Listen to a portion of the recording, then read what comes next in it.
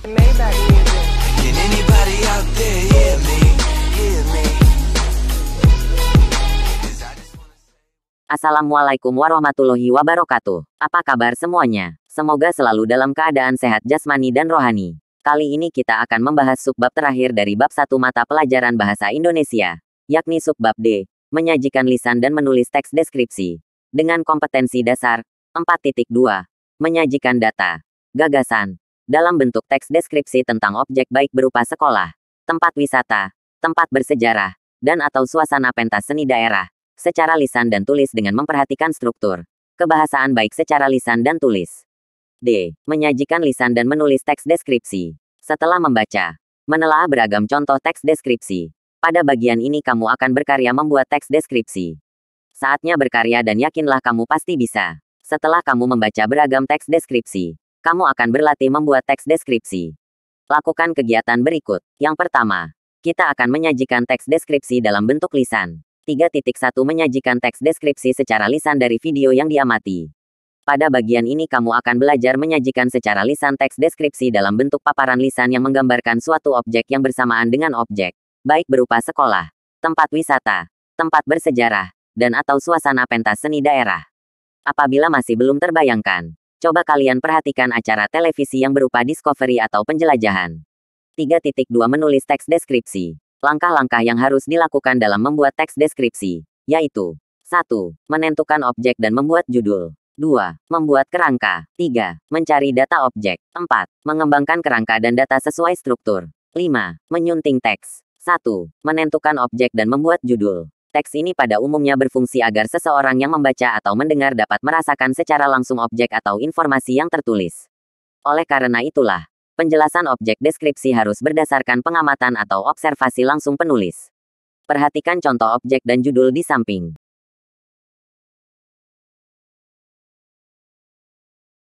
2. Membuat kerangka. Kerangka tulisan adalah garis besar objek yang akan dituangkan pada sebuah tulisan. Sebelum menulis, seorang penulis perlu menetapkan kerangka tulisan. Kerangka tulisan merupakan pedoman atau acuan penulis tentang hal-hal apa saja yang akan ditulis sehingga objek yang akan dideskripsikan jelas dan terarah. Perhatikan kerangka berikut. Apabila kita menentukan objek berupa sekolah, maka kita bisa membuat kerangka deskripsi bagian gedung, halaman, guru dan teman.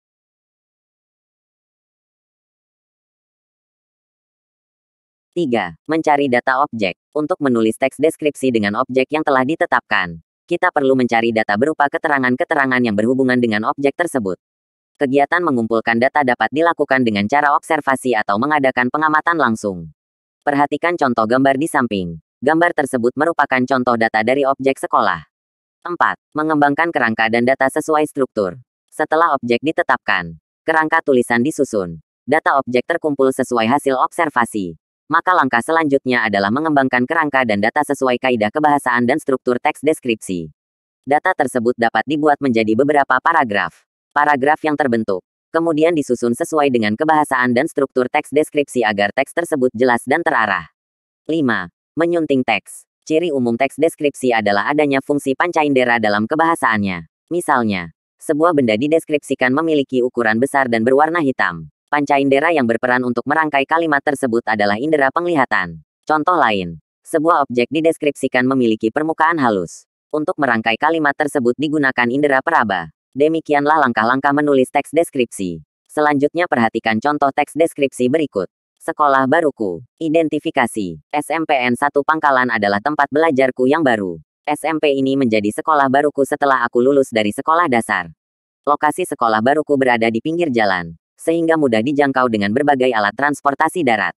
Deskripsi. Pagar sekolah baruku berwarna putih berangkai besi hitam nan kokoh di bagian gerbangnya. Di halaman depan terdapat tiang bendera lengkap dengan benderanya. Selain itu, terdapat pula beberapa pohon rindang di tiap sudut halaman. Sekolah baruku memiliki banyak ruangan. Setiap ruang kelas dilengkapi dengan meja dan kursi sejumlah murid.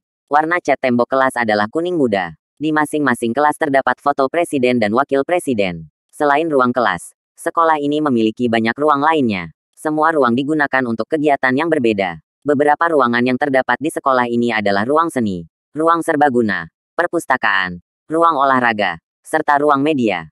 Penutup, sekolah baruku mempunyai banyak fasilitas belajar yang baik dan lengkap. Kondisi ini membuat aku betah belajar di sekolah baru. Demikianlah pemaparan materi kali ini. Sebagai latihan, coba kalian belajar mendeskripsikan rumah atau tempat tinggal kamu saat ini. Akhir kata, terima kasih. Assalamualaikum warahmatullahi wabarakatuh.